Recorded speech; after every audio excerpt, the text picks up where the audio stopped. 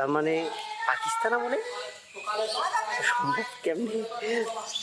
পাকিস্তান আমলে এটা শুরু করছে, অবাক করা ব্যাপার।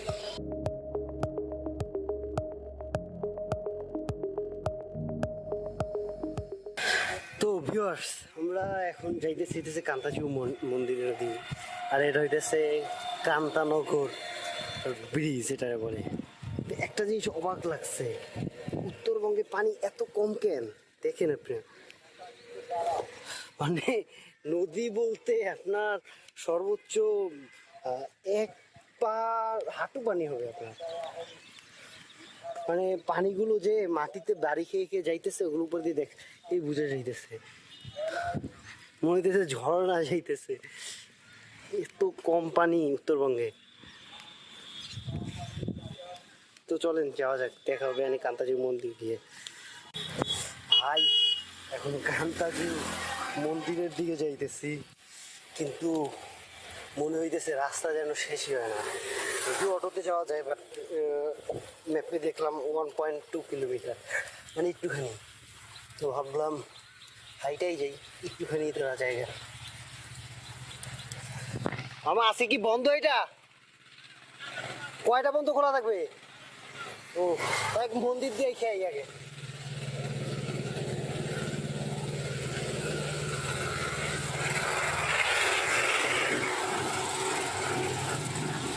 আর হাতে থাকলে কি অবস্থা হয় দেখেন। যাই হোক,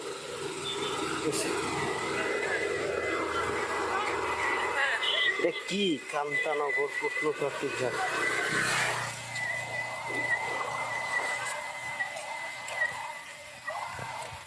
এখানে রেস্তোরাঁও বানায় ফেলছে। রৌদ্র অনেক বেশি, আর দুপুর বিকাল যদিও হয়ে গেছে। আমার এক জায়গায় নামাজ পড়া লাগবে, তারা মন্দিরটা ঠিক গেলেই।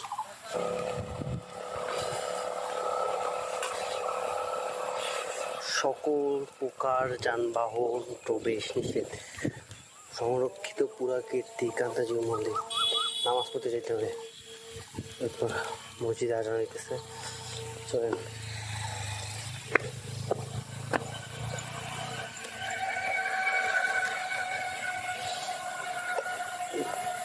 এইখান থেকে দেখবো কাহরোল যাওয়া যায় কিনা আজ রাতের ভিতরে। যদি কাহরোল যাওয়া যায় তো গেলাম, আর যদি না যাওয়া গেল তাহলে তার কি আর করার। এই জায়গাটা তো সুন্দরভাবে সাজাইছে। মন্দিরটা কই? এটা নাকি হলুদ রঙের গোড়া দেখতেছি।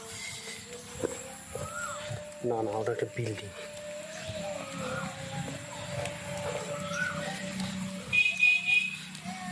এখানে আমবাগান, লিচু ছিললে 500 টাকা জরিমানা। তো এটা 500 টাকা দিয়ে কিনে খেতে পারবে। আর লিচু তো আছে, হে মাশাআল্লাহ। তো দেখে তো মানুষের লোভ পাবেই, কিন্তু আমি তো চিনতেছি না।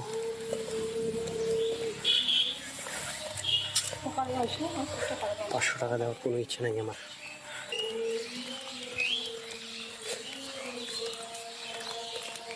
এদিকে নাকি হাঁটতেই আছে, খুঁজে তো পাওয়া যাইতেছে না।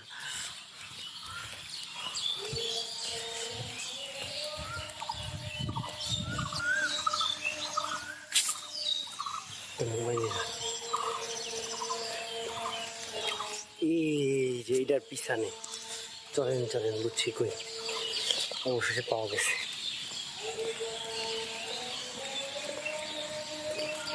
কিছু শর্টকাট নেওয়া হবে, তারপর নামাজ পড়তে যাওয়া হবে। Turn right to stay on Kantar Hayu Temple.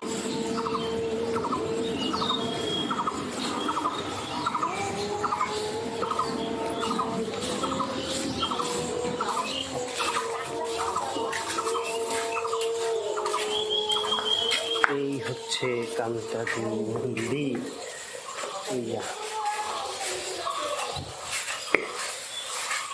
কোনো অনুষ্ঠান কান্তাজির মন্দিরে। কান্তাজির মন্দির সম্পর্কে আমি কিছু বলি। কান্তাজি মন্দির এটা জমিদার রাজা প্রাণনাথ এবং তার পোষ্যপুত্র রামনাথ 1704 থেকে 1752 খ্রিস্টাব্দে এর ভিতরে এটা তৈরি করেন। আর এটা আর একটা নাম হইতেছে নবরত্ন মন্দির। নবরত্ন মন্দির আমি এই জিনিসটা আসলে কিছু জানি, এটা একটা নবরত্ন মন্দির, এখানে লেখা আছে। মন্দিরের ছাদ ও দ্বিতলে ছাদের চার কোণে চারটি করে মোট 8টি চূড়া এবং রত্ন রয়েছে, এবং পিরামিডের ছাদের মধ্যস্থলে বৃহদাকার চূড়ার ধ্বংসাবশেষ। 1960 সালে কান্তাজুর মন্দির সরকার কর্তৃক সংরক্ষিত প্রাচীন কীর্তি হিসেবে ঘোষণার পর থেকে প্রত্নতত্ত্ব বিভাগ এর আবশ্যকীয় সংস্কার ও সংরক্ষণ কাজে সম্পাদন করছে। তার মানে পাকিস্তান আমলে সম্ভব কেমনি, পাকিস্তান আমলে এরা শুরু করছে, অবাক করা ব্যাপার। ওরা তো ধর্মান্ধ ছিল আমার জানা মতে। যাই হোক,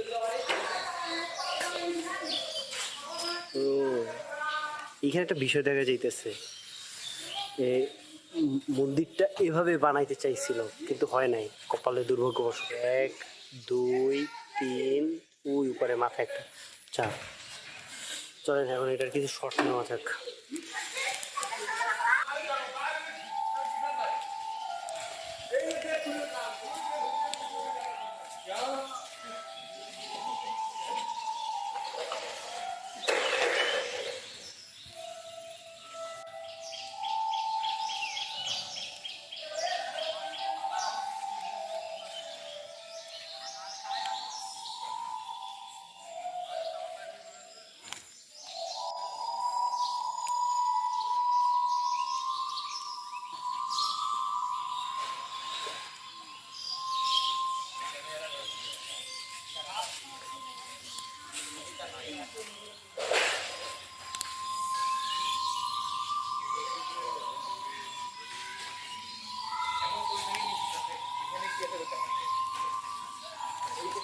আমি আপনাদেরকে জুম করে এটার যে ছবিগুলো ওগুলো আমি আপনাদের দেখাইতেছি, আপনারা একটু বলেন এগুলোর মানে কি, আমি আসলে জানি না।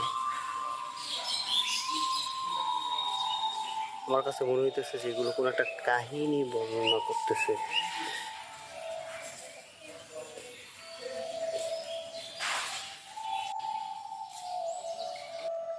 তো আজকের ভিডিওটা এই পর্যন্তই, দেখা হবে আর একটা ভিডিওতে। সেই পর্যন্ত ভালো থাকবেন, সুস্থ থাকবেন, আর আমার জন্য দোয়া করবেন। ফি আমানিল্লাহ।